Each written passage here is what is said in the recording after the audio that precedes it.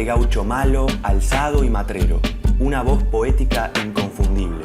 ¿Dónde está Fierro? ¿Dónde está Fierro? ¿Dónde está Fierro? El Martín Fierro es el texto más celebrado de la literatura argentina. Se trata de una historia contada en 2 poemas. El gaucho Martín Fierro es el relato de las desventuras de un gaucho maltratado por el Estado y perseguido por la ley. La vuelta de Martín Fierro es la segunda parte, en la que aquel gaucho rebelde vuelve a sus pagos ya amansado, dispuesto a ver si lo dejan trabajar. De la ida a la vuelta, el gaucho se mueve entre la rebeldía y la integración, entre la fuga y la adaptación.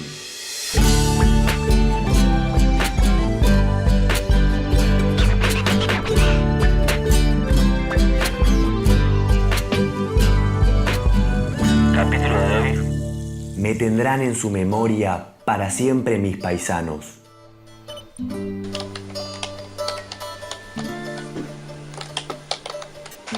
Desde hace más de un siglo, el Martín Fierro ha ayudado a construir la memoria común de los argentinos. Libro y personaje son parte de nuestra identidad.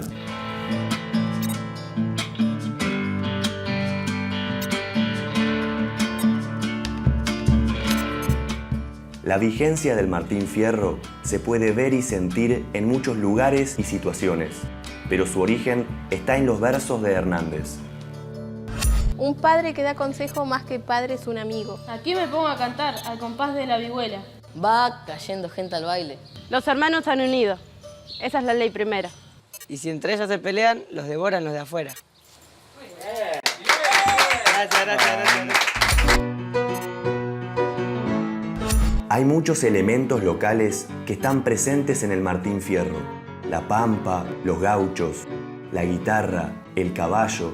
Todo un mundo que, si bien ya no es tan cotidiano, representa un universo que consideramos típicamente argentino. ¿Alguna vez se nos ocurre preguntarnos dónde encontramos lo típicamente argentino hoy y aquí?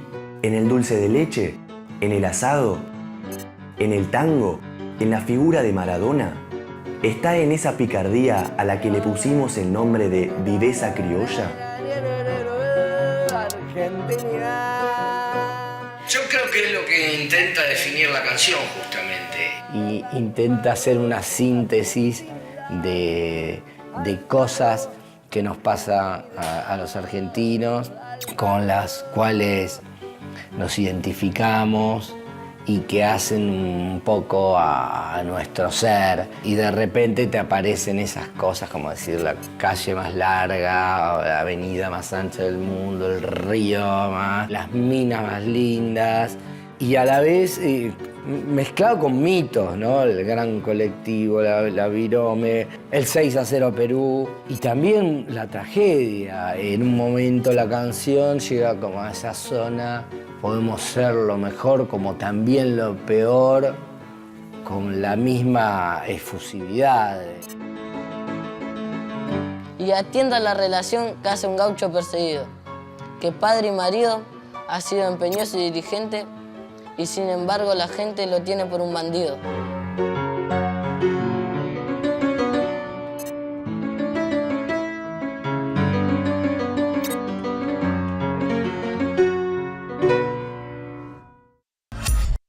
¿Qué tiene de argentino el Martín Fierro? En realidad, a mí me parece que la personalidad de Fierro tiene la particularidad de ser primero compleja y después, además, fuertemente contradictoria. Entonces, Martín Fierro, para decirlo con una palabra de Borges, es el traidor y el héroe al mismo tiempo. Y creo que eso a los argentinos les gusta. Esa conversión, hay una conversión espiritual profunda. Es un tratado sobre la conversión de las personas en otra cosa. Escuchaba otra vez a un amigo que decía que Martín Fierro somos todos nosotros. Y no tiene nada que ver con el carácter gauchesco, tiene que ver con el carácter complejo y contradictorio que es el personaje, digamos, ¿no? Es un personaje que, por un lado, tiene una familia estructurada, convencional, es obediente en el trabajo, y luego reniega de aquello mismo y quiere ser un hombre libre y quiere recorrer la pampa sin que lo estén controlando. Y me parece que efectivamente, en ese sentido, Martín Fierro podemos seguir siendo nosotros. ¿Cómo comenzó el Martín Fierro a formar parte de nuestra memoria colectiva? ¿Cuándo empezó esta historia?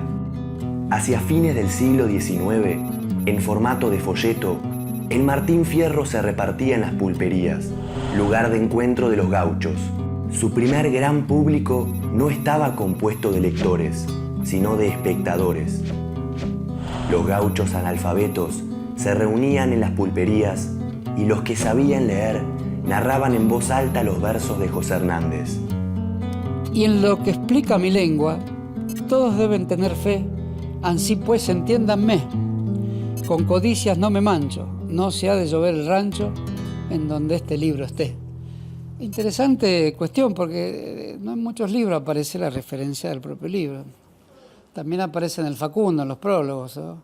Este libro llegará al despacho del tirano, dice Sarmiento, y acá no ha de llover el rancho donde este libro esté. Es decir, es un libro de educación popular, es un libro de horas, es un libro de rezos laicos, es un libro de consejos, es un libro de orientación moral. Ahí dice un poco la verdad de lo que es el libro, ¿no? En un principio Hernández no tenía intención de que, no pensaba que hubiera una segunda parte, pero el libro fue tan exitoso que medio que las circunstancias se lo demandaron. Y en la ida se nota mucho el carácter de queja y de denuncia de Hernández y lo que buscaba hacer. Borges decía que era un panfleto contra el Ministerio de Guerra, en definitiva. Justamente a la vuelta, cuando ya es un senador, Hernández, muchas cosas mucho del tono ese tan violento que tiene en la ida lo pierde porque ya forma de estar en contra del Estado, forma a ser parte del Estado. Entonces se nota mucho el tono muy pedagógico, ¿viste? Como diciéndole al gaucho, portate así, de tal modo. De hecho, la vuelta de Martín Fierro, esa segunda parte, termina con Fierro dándole toda una sarta de consejos bien pensantes a sus hijos, cosa que es impensable en la primera parte. Hay un Martín Fierro que tiene una relación pésima con lo que uno llamaría el aparato estatal, por más endeble que sea, quiero decir el juez de paz, quiero decir la policía, que tiene una relación, francamente, digamos, de enemistad. Y luego vamos a encontrar con un hombre que revisa su pasado, y no es que exactamente lo corrija, pero en cierta forma tiene que dar una nueva vuelta de tuerca para encontrar una solución al problema de la nación. Esta vuelta, esta autolectura de Hernández sobre su poema, y qué cosas él tiene que atenuar. Y como, por ejemplo, la llegada de los hijos, la posibilidad de los consejos, es una de las manifestaciones de la conciliación.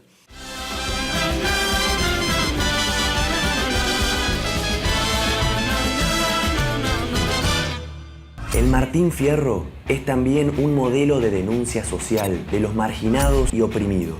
Al leer los primeros versos, ya se comprende su espíritu. Canta sus penas con un propósito muy claro, el de hacer justicia.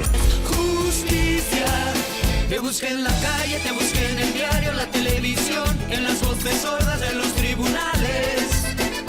Justicia. Pero Martín Fierro es alguien que deserta y mata y consigue ser con esto entendido como un personaje profundo de la vida popular. Nadie hace la apología de un asesino y de un desertor necesariamente. Y sin embargo, si se la hace de Martín Fierro es porque es aquel personaje inocente, inocencia en sus actos, que comete los peores actos, que serían reprobables en el Código Penal, pero los comete porque es la ley la que lo persigue. Es una ley que en vez de ser tal, es la enemiga de los hombres justos. Por lo tanto, el hombre justo, al estar fuera de la ley, aun siendo un criminal, puede seguir siendo un hombre justo. En aquel entonces el gaucho no tenía la misma entidad que un ciudadano hecho y derecho, ¿no? Era un paria, necesario muchas veces, pero en definitiva era un paria. Y ya de entrada queda como su camino bastante determinado por esa no inclusión y esa condición, vuelvo a repetir, de paria. No te olvides del ayer, no te olvides del ayer. La imagen del gaucho es hoy un símbolo nacional, pero no siempre fue así. El gaucho, representado por Martín Fierro, era un personaje marginal que vivía fuera de la ley, no era un ejemplo para imitar. ¿Qué fue lo que cambió y cuándo ocurrió ese cambio? ¿Cómo un gaucho malo se convirtió en un ídolo de la Argentina? Si el gaucho hoy día es como un identificador, sobre todo puertas para afuera de lo que es un ser nacional, no es tanto para nosotros, me parece, pero sí para el extranjero. Yo trabajaba en una librería muy importante donde venían siempre turistas que se llevaban el Martín Fierro y lo compraban como una estampita, como una postal. Porque para afuera eso somos nosotros, ¿no? No es que seamos esencialmente gauchos, hay que entender que hubo una operación, una intención de alguna gente, de algunas instituciones porque eso sucediera. Si bien desde su aparición el Martín Fierro fue un éxito editorial, recién en 1910, durante los festejos del centenario de la Argentina, se convirtió en el gran poema nacional. Fue en ese año, y no antes, cuando el libro comenzó a editarse en forma masiva y a superar los prejuicios del lector culto. En sus conferencias dictadas en el Teatro Odeón de Buenos Aires, el poeta Leopoldo Lugones dijo que el libro de Hernández era el libro nacional de los argentinos. Fue un momento clave, el momento en el que el gaucho, antes mirado con recelo, se convirtió en un genuino representante del país. Estamos en el centenario, Lugones da las conferencias, se edita el libro y el Estado hace una operación de intervención muy interesante que es llevar el Martín Fierro a Poema de la Nación y llevarlo a la escuela pública. De tal manera, digamos, que, por ejemplo, los primeros hijos de inmigrantes empiezan a también apropiarse de ese libro que los compromete personalmente. Atención pido al silencio y silencio a la atención. Que voy en esta ocasión, si me ayuda la memoria, a mostrarles que a mi historia le faltaba lo mejor. De algún modo, el libro que supone algo lacerante en la conciencia de cualquiera que sea, va a seguir teniendo vigencia. Y de hecho, hay personas que siguen escribiendo sobre el Martín Fierro y que siguen combinando las estrofas de distintas maneras. En el año 2011, Oscar Fariña publicó El Guacho Martín Fierro, donde actualiza las quejas del gaucho en un lenguaje de cumbia villera. Era un cheto capital que nada se le entendía, que flor de papa tendría en la boca ese marciano. Lo único que repetía es que era palermitano. Era un gringo tan bozal que nada se le entendía. ¿Quién sabe de ande sería? Tal vez no fuera cristiano, pues lo único que decía es que era papolitano. ¿Dónde está Martín Fierro hoy? ¿Entre los males que lo rodean en el desierto o en los consejos de buena fe que nos brinda con su canto? Está en casi todos lados. Es un clásico porque lo volvemos a leer. También porque nos referimos a él sin leerlo. Y si permanece en nuestra memoria colectiva, es porque sus versos y sus ideas todavía siguen dando que hablar al argentino más profundo que hay en nosotros. Estas cosas y otras muchas medité en mis soledades. Sepan que no hay falsedades ni error en estos consejos. Es de boca de un viejo de donde salen las verdades.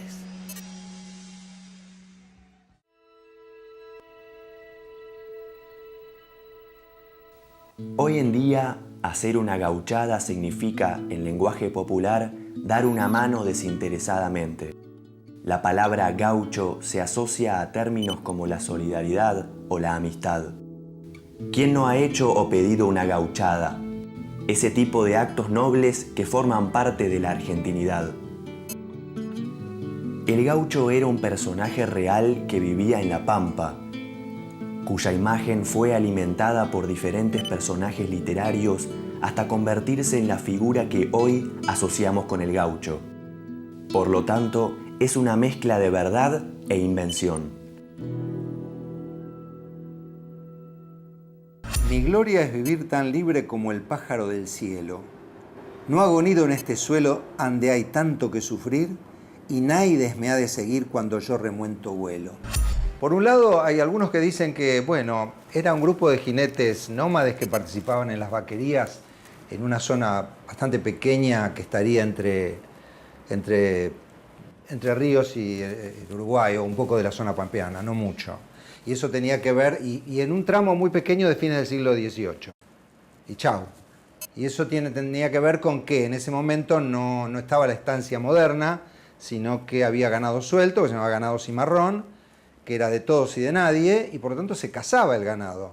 Eso, el sujeto social de eso, sería el gaucho, que se llamaba también guaso, que se llamaba gauderio según las zonas, o se llamaba gaullo. Sí, subimos un poquito y vamos al sur de Brasil. Entonces, para cierta perspectiva, ahí se acaba todo. Para la otra perspectiva, más abierta, más generosa y contempla que ese agente social se transforma, pasa a hacer otras cosas, pasa a ser peón de estancia, pasa a ser trabajador rural, etc. Y entonces ya casi es una categoría sin límites. ¡Atención, mis gauchos! ¡Están libres hasta que lo ordenen las campanas! Hay muchos factores que inciden que ponen contexto a la lucha por los sentidos de la palabra gaucho. Uno son las formas de producción. Por el otro lado podemos decir las guerras nacionales de la independencia, las guerras civiles que cubren muchas décadas del siglo XIX hasta el 80 y hasta un poquito después, pero básicamente es un proceso que se cierra en el 80. Y eso es lo que pone el marco a las distintas connotaciones con que se dice gaucho. Y la otra discusión es transformarlo, este sujeto social, en una especie de emblema de la argentinidad. Una estampita era, ¿no?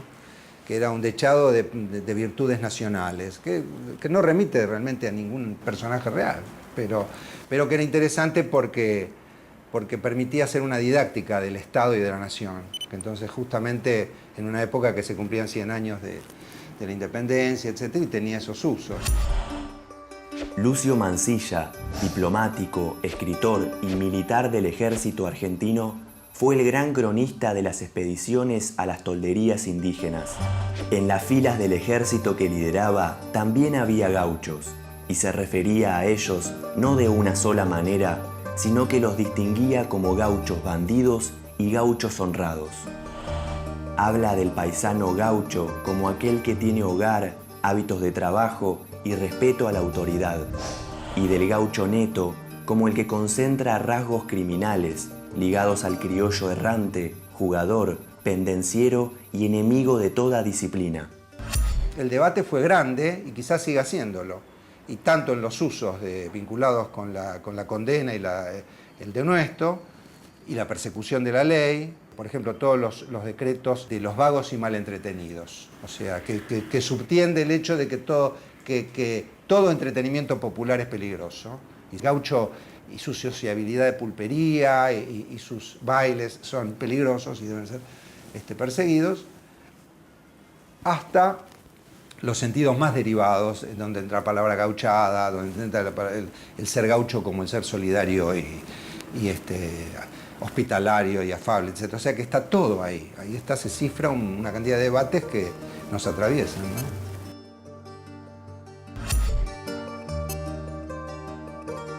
Además de este uso bélico del gaucho, hay otro factor que retrasó la idea de civilizarlo: la transformación en la estructura productiva del país, que mantendría esa imagen del gaucho como un ser cruel y salvaje.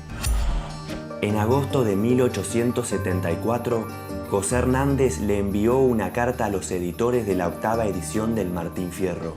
El hecho coincidió con el fin del gobierno de Sarmiento, enemigo ideológico de Hernández, quien contó cuáles fueron las razones que lo llevaron a elegir un gaucho como figura de su poema. Carta de Hernández. Para mí, la cuestión de mejorar la condición social de nuestros gauchos no es solo una cuestión de detalles de buena administración.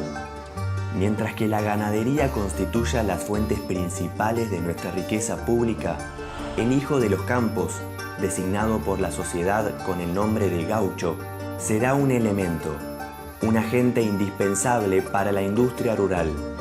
Un libro que aparece en un momento determinado, porque, digamos, en Martín Fierro, la ida aparece en 1872 durante el gobierno de Domingo Faustino Sarmiento, estaba en la presidencia él. Y después va a aparecer la vuelta en 1879. Pero de la ida, ¿qué podemos decir? Podríamos pensar en relación a la ida, digamos, todas estas vicisitudes que debió atravesar el gaucho. Un gaucho que fue arriado, que fue llevado a la frontera, un gaucho que no se le dio armas, no se le dio ropaje, un gaucho que fue estaqueado. Hernández aprovecha todo esto también para dar cuenta de la diferencia entre el gaucho y el indio, entre el gaucho y el inmigrante, otra de las grandes presencias que van a haber durante esos años, como alguien que no tiene experiencia, ni está experimentado, ni tiene un saber en relación al trabajo rural. Hernández dice que lo que intentó fue escribir un libro en el prólogo que le manda Zoilo Míguez en 1872, un libro donde trataba de mostrar, imitaba el modo de hablar del gaucho, las reflexiones que podía tener el gaucho en ese libro. Nací como nace el peje en el fondo de la mar. Nadie me puede quitar aquello que Dios me dio. Lo que al mundo truje yo, del mundo lo he de llevar. Y ya para 1874, con 45.000 ejemplares ya vendidos, una 9ª edición, digamos, él señala en el prólogo de ese año que si bien el concepto de civilización era un concepto vinculado a que una economía debía atravesar el periodo pastoril de la agricultura hasta llegar a la industria, eso no era necesario porque quizás esa riqueza nacional podía encontrarse básicamente en la ganadería, como industria, y que ahí el gaucho tenía un rol para cumplir. Soy gaucho y entiéndanlo como mi lengua lo explica. Para mí la tierra es chica y pudiera ser mayor. Ni la víbora me pica, ni quema mi frente el sol. Y en el caso del gaucho, el uso de la palabra está manipulado porque implica el uso de los cuerpos y el uso de los sectores sociales. Entonces, evidentemente, si yo necesito reclutar mano de obra, voy a tener una política. Si necesito reclutar carne de cañón para la guerra, voy a tener otra. Y si un tipo de formas de sociabilidad me preocupa, voy a ejercitar una condena social porque necesitaré perseguir y encarcelar. El gaucho patriota o el gaucho delincuente o el gaucho valiente, etc. Gauchos malvados. Si no fuera porque ya tengo el sepulcro hasta la cintura, saldría con ustedes a meterles leña. La idea del gaucho malo fue dejándose de usar entre las élites porteñas que le temían a la barbarie, planteada por Sarmiento cuando comenzaron a llegar, a partir de 1875, las grandes corrientes migratorias de Europa. Frente a la mezcla social que producían los inmigrantes, el gaucho pasó a ser, de algún modo, la representación genuina de lo criollo.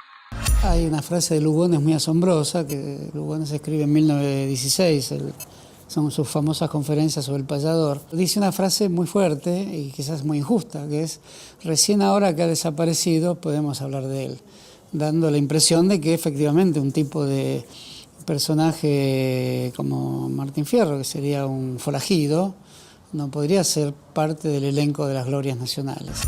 Hoy el modelo del gaucho sobrevive en su imagen. Desde principios del siglo XX, esa imagen es representada por infinidad de artistas argentinos. Ya no es un gaucho que actúa, sino un gaucho que posa.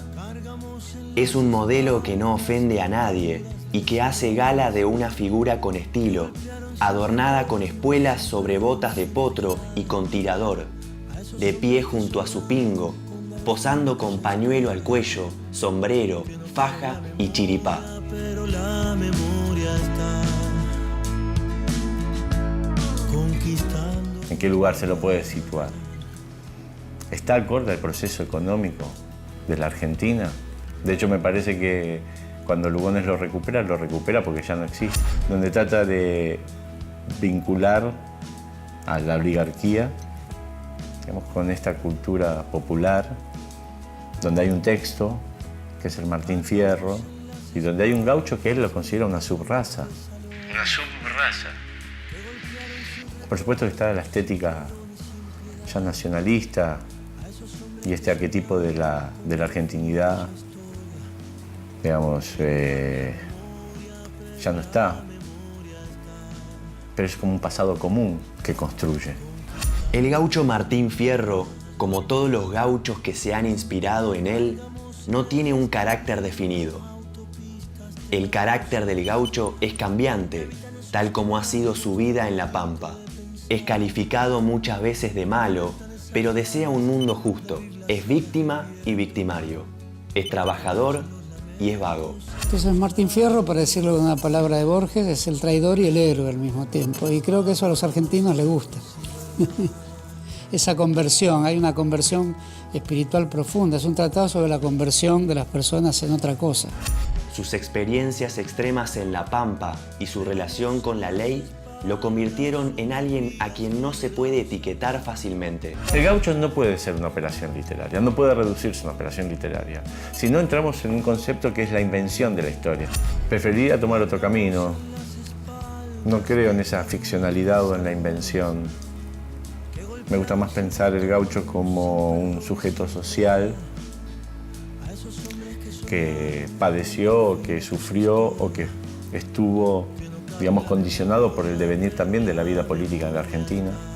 La pregunta es cuál era el rol que tendría que cumplir el gaucho dentro de la historia.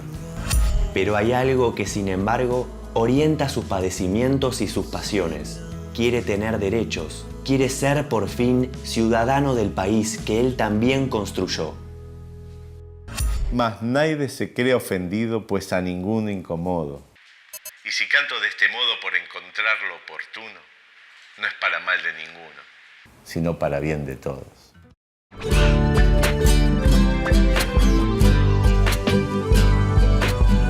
Capítulo de hoy: Guerras cantadas.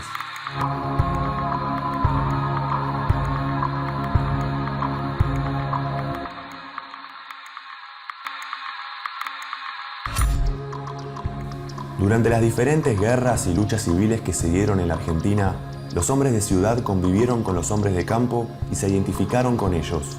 De ese encuentro surgió la poesía gauchesca, el primer género original de la literatura rioplatense.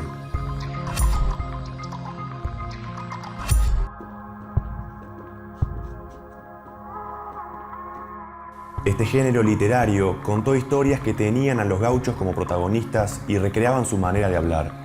Pero, ¿quién escribía este tipo de poesía? ¿Fueron aquellos gauchos que peleaban en las guerras o la escribieron los hombres cultos de ciudad? Su casa es el pajonal, su guarida es el desierto, y si de hambre medio muerto le echa el lazo a algún mamón, lo persiguen como a pleito porque es un gaucho ladrón.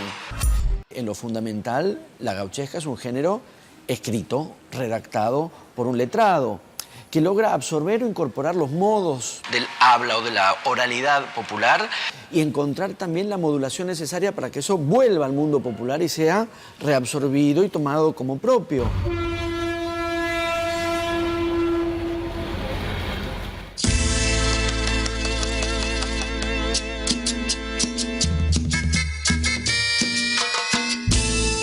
Para mí, yo me siento identificada en la cumbia por las letras, por todo eso.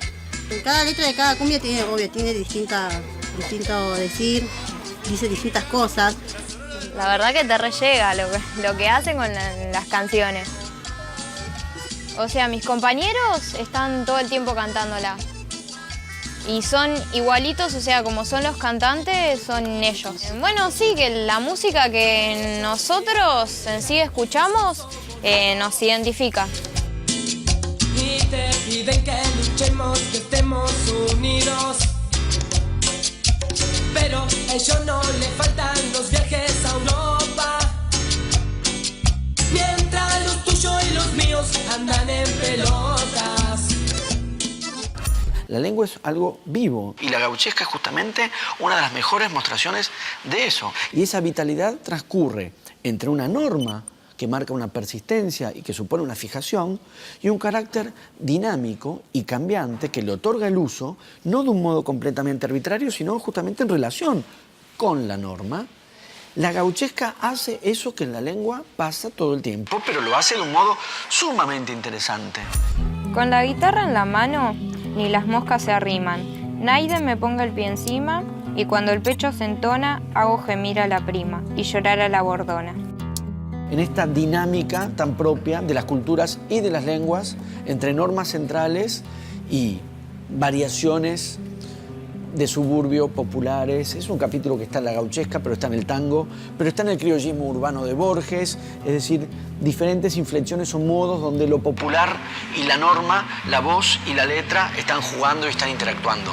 Lo que puede estar pasando hoy con las lenguas populares suburbanas, en todo caso, es una reedición de aquello que alguna vez la gauchesca produjo. El que no tiene, lo quiere, y el que lo tiene, quiere más. Cuando gana, nunca es más de lo que esperas. Si la estrella quiere convertirse en sol y el sol en luna, la vida se nos pasa persiguiendo una fortuna. El que no tiene, lo quiere, y el que lo tiene, quiere más. Cuando gana, nunca es más de lo que esperas. Si la estrella quiere convertirse en sol y el sol en luna, la vida se nos pasa persiguiendo una fortuna. O el rapero se cansó y ahora quiere ser poeta. El pibe del triciclo quiere andar en bici. Fama. No duran nada. Pero si hacemos historia, la primera noticia que se tiene de estas guerras cantadas no es un libro. Son hojas sueltas, repartidas por su autor Bartolomé Hidalgo en las calles de Montevideo. Hidalgo, que fue considerado el iniciador de la poesía gauchesca, es, según Borges, quien descubre y recrea la manera de hablar del gaucho. Hidalgo usa este modo de escritura y llega hasta a tutear en sus versos al rey Fernando VII de España. Cielito, cielo que sí, lo que te digo, Fernando, confesá que somos libres y no andés remoloneando. El voceo suena mucho más real que aquel oíd que inicia el himno y sirve para bajar al rey de su pedestal y criticar con total irreverencia el poder monárquico español. Cuando Fernando VII usaba pantalón, cuando Fernando VII usaba pantalón, cuando Fernando VII usaba pantalón, pantalón.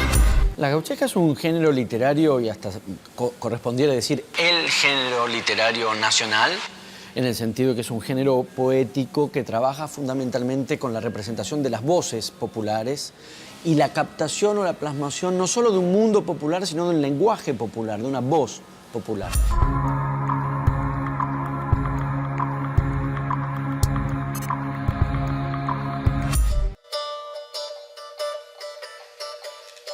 Los jóvenes románticos de Buenos Aires reclamaban una nueva forma de expresión. Marcos Sastre decía: nos falta un libro para el pueblo, y el pueblo es el que más necesita la instrucción. ¿Dónde está el libro escrito para el pueblo? Que sea el consejero de las familias, que enseñe a las madres y a los padres cómo deben criar, educar y dirigir a sus hijos. Casi como una respuesta, el género gauchesco llegará a su cumbre con el Martín Fierro, el libro para el pueblo.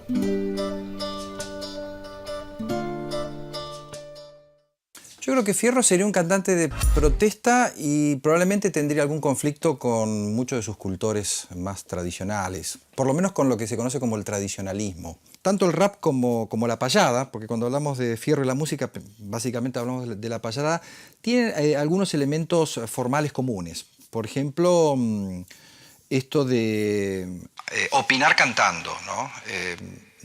Sin que sea concebible otra forma de opinar que no sea la música. Pero a la vez la música es solo un soporte. La música acompaña, lo principal es la letra, es lo que se dice, y hay una valoración muy particular, muy especial de la capacidad repentista de improvisación. No quiero vivir miedos por el resto de mis días, busco una salida que me ayude a superar las trabas que puso la vida y mi destino. En la sociedad está el hip hop desde sus comienzos. Es una música que permite la protesta, entonces el rapero siempre está relacionado con la protesta, con lo social, con un poco con la competición también entre distintos raperos. Y pasa eso, que el hip hop al venir de la calle empezó a dotarse de un lenguaje que antes no había habido en el hip hop argentino, de la mano de bandas que realmente venían de barrios marginados y que tenían un montón de cosas para decir. Principio ni final, muere en la ciudad del odio, la paloma de la paz, camino lento, sigo el ritmo de un compás, escucho el llanto de una madre mientras grita nunca más, veo el dolor encapsulado en otro gatillo fácil. El hip hop, que no es más que la jerga de la calle, y cómo se habla. Esa es la idea, que sea hablar con ritmo. Que puso la vida en mi destino, de ahora en más voy a sentirme vivo y voy a sacar a flote todo lo que había escondido. Tanto el rap como la payada tienen una gran dosis de ingenio, de inventiva, de valorar el aquí y ahora, ¿no? El momento en el que se están diciendo las cosas. Por eso es tan importante el vivo. Yo no sé cuánta gente escucha discos de rap.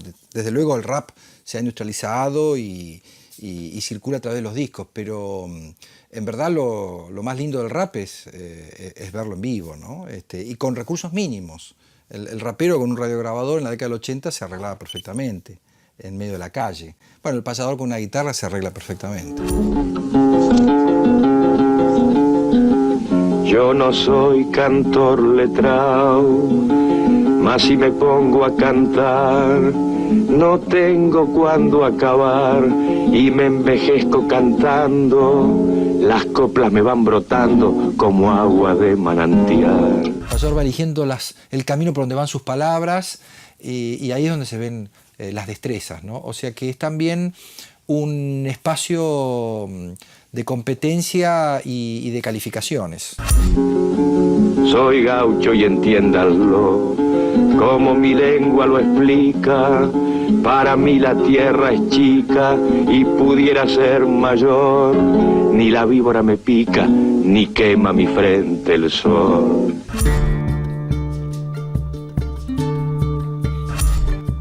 La convención del género gauchesco es escribir como si hablara un gaucho. En el primer libro, Hernández se refiere al lamento del gaucho excluido y derrotado por el maltrato de Buenos Aires. En el segundo, se cuenta la adaptación obligada del gaucho a las nuevas condiciones sociales y económicas de una Argentina dominada por los estancieros, los militares y la dirigencia porteña. Hoy, a ese gaucho representado por Martín Fierro ya no se lo ve tanto en La Pampa. Pero sí encontramos su modo de expresarse en la voz desafiante de los derrotados y en el lamento de los excluidos de todas las épocas.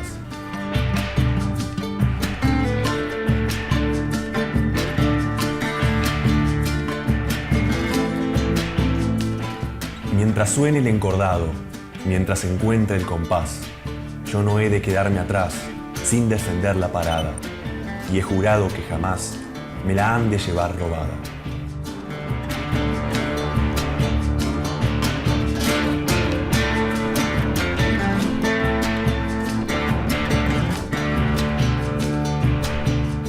Así termina Fierro. Pero ponga su esperanza en el Dios que lo formó, y que me despido yo, que he relatado a mi modo males que conocen todos, pero que Naides cantó. Chan, chan. Sí.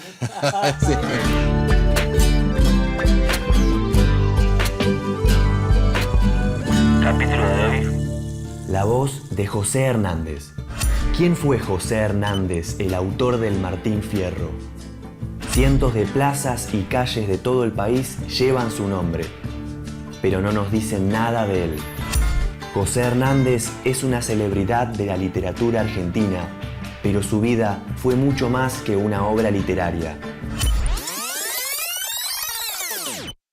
José Hernández nació en el actual partido de San Martín, provincia de Buenos Aires, en 1834. José era el segundo hijo de Pedro Pascual Rafael Hernández y de Isabel Pueyrredón. Los Hernández y los Pueyrredón eran familias distinguidas de Buenos Aires, pero los Pueyrredón apoyaban a los unitarios y los Hernández a los federales rosistas. La vida de José Hernández evidentemente tiene muchísimo que ver con el federalismo argentino, ¿no? Porque el federalismo es un proyecto de ordenamiento del país que por supuesto le resta importancia a la centralidad de Buenos Aires, por la cual optan en buena medida los unitarios, pero además el federalismo es una sensibilidad. Y es una sensibilidad que se diferencia de la sensibilidad de los unitarios y de las clases altas, fundamentalmente de Buenos Aires. Sensibilidad, la de los federales, que los lleva, entre otras cosas, a tener una enorme empatía con los gauchos, con la cultura gaucha. Yo soy toro en mi rodeo y torazo en rodeo ajeno. Siempre me tuve por bueno y si me quieren probar, salgan otros a cantar y veremos quién es menos. Hay que recordar que es un hijo de una Pueyrredón, es decir, de la oligarquía, la aristocracia un poco sanisidreña. Y por el otro lado, el padre de él había sido mayordomo de una estancia de Rosas, de manera que él está como en una posición que yo llamaría crítica. En 1845 se fue a vivir al campo con su familia, donde asimiló el lenguaje y la cultura rural. Allí, en el campo, se gestaron los profundos conocimientos de la vida gaucha y su amor al paisano. Las dos doctrinas políticas del linaje de Hernández eran las mismas que dividían al país. En esas diferencias familiares están representadas las batallas políticas de la época. El contexto en el que se produce el Martín Fierro es el momento en que lo que podemos llamar la Argentina moderna está empezando a tomar forma. Y todavía tiene todas las rémoras de las guerras civiles, de las luchas entre Buenos Aires y el interior, los caudillos, etc., ¿no? Hay que tener en cuenta todas estas circunstancias que hacen como una situación en la que, por un lado, empiezan a surgir instituciones. Hay que recordar que es el momento en que Sarmiento empieza a inventar todo el país y que crea la educación y esto. Y por el otro lado, el sector campesino, llamémoslo campesino, son los gauchos, y todavía la amenaza para estos proyectos de expansión económica y capitalista que se están empezando a dar los indios, que ocupan gran parte del territorio. Pero en 1852 ocurrió la batalla de Caseros, en la que murió su tío, y fue entonces cuando Hernández decidió intervenir en las luchas nacionales. En Entre Ríos, la causa de Hernández fue la de los paisanos y estuvo orientada contra los abusos de la política porteña. Fundó en Paraná el diario El Argentino, donde denunció el asesinato de Chacho Peñalosa, el caudillo riojano perseguido por orden de Sarmiento y ejecutado luego de haberse rendido. Me gusta pensar en el texto que le dedica a Ángel Vicente Peñalosa y a sus gauchos que habían sido asesinados por las tropas del Ejército Nacional en 1963. Ahí se muestra esa maravillosa sensibilidad hacia los caudillos, hacia los gauchos. Vio cómo los gauchos eran maltratados, forzados a enrolarse en el ejército de fronteras, obligados a votar por el gobierno y cómo les expropiaban sus bienes. Hernández y 3 años después Sarmiento publicaron un libro sobre Chacho Peñalosa, pero Hernández lo describió como el general de la nación y Sarmiento como un montonero. Esto es un claro ejemplo de sus diferencias políticas. Si Sarmiento escribe en una carta tremenda dirigida a Mitre, le dice a Mitre después de la batalla de Pavón que no ahorre sangre de gaucho, porque es lo único que tienen de hombre y que va a tener una utilidad, que es abonar la tierra, nada más distinto a esa sensibilidad que la sensibilidad de Hernández respecto de los gauchos. Él es alguien que es federal sin ser rosista, es un hombre de Urquiza, pero que también le advierte a Urquiza en La vida del Chacho, en el libro ese que es una fortísima denuncia sobre la muerte del Chacho Peñalosa, que no se haga el distraído Urquiza, que si hace una política de alianzas con quienes fueron los opresores del federalismo, o quienes fueron los oponentes, mejor dicho, al federalismo, podía tener consecuencias nefastas para el propio Urquiza, como finalmente eso fue. Y sepan cuántos escuchan de mis penas el relato, que nunca peleo ni mato, sino por necesidad, y que a tanta adversidad solo me arrojó el maltrato. Y esa posición crítica hace que él milite durante un tiempo con López Jordán y con los caudillos, López Jordán fundamentalmente en la provincia de Entre Ríos, ¿no?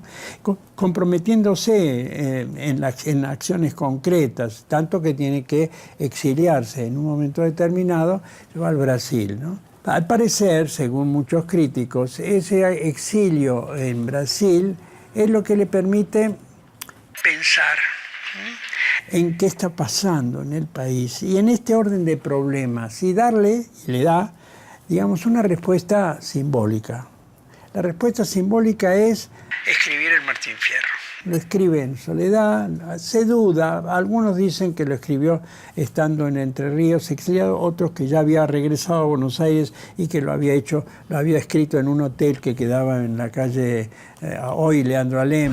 Hernández regresó a Buenos Aires en 1872, se alojó en el Hotel Argentino frente a Plaza de Mayo y escribió El gaucho Martín Fierro.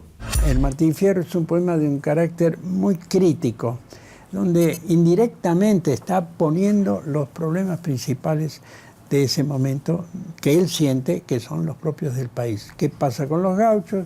¿Qué pasa con el ejército? ¿Qué pasa con las instituciones? ¿Qué pasa incluso con los indios? En 1873, López Jordán es derrotado por Sarmiento y esto lleva a Hernández a exiliarse en Montevideo, regresando de manera definitiva a Buenos Aires recién en 1875, cuando se establece la política de reconciliación nacional.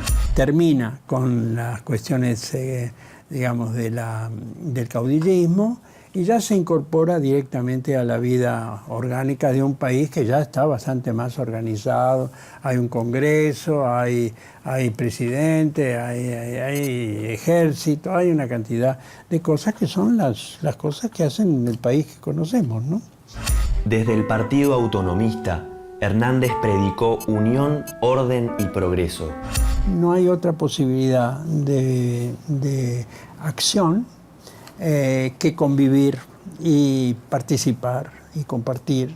Y bueno, y así lo hace, y eso es lo que toda la crítica que se puede leer lo reconoce en los famosos consejos a los hijos de la vuelta, ¿no? Hay que ser ordenado, no se puede ser matón ni criminal, hay que ser considerado, en fin, hay que trabajar, hay que hacer una cantidad de cosas que en la ida no están presentes para nada, ¿no?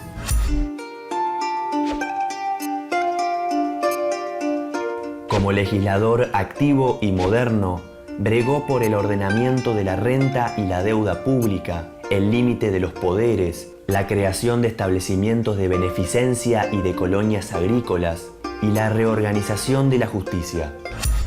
Lo complejo de Hernández, de todas maneras, y no obstante maravilloso, es que Hernández termina siendo roquista. Bien, termina estando con Roca.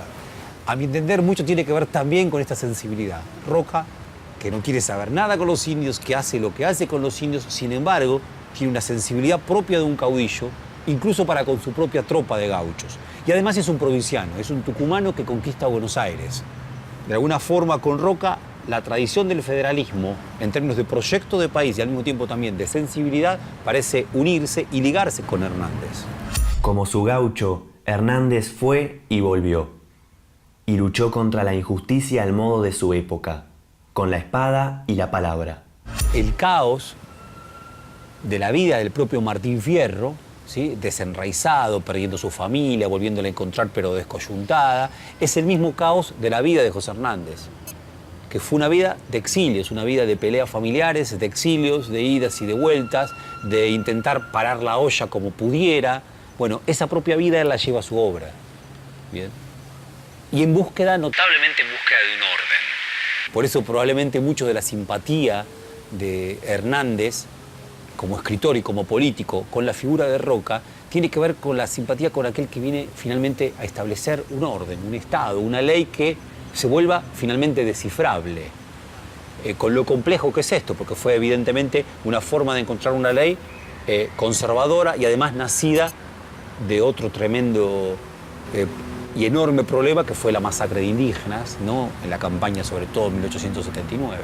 El 10 de noviembre, los argentinos celebramos el Día de la Tradición en homenaje al nacimiento de José Hernández. Sus últimas palabras fueron, según se dice, Buenos Aires, Buenos Aires. Y guarden estas palabras que le digo al terminar: en mi obra he de continuar hasta dárselas concluida, si el ingenio o si la vida no me llegan a faltar. Temprano el gallo cantor, el sol sale en la misión. Primeras luces del claustro, brilla la helada sobre el maizal. Divina en la mano del gran inquisidor, justicia de los cielos. El indio temeroso por la sentencia del santo tribunal. Es que ayer encontraron sepultada una estatua de la Virgen María. La encontraron cabeza abajo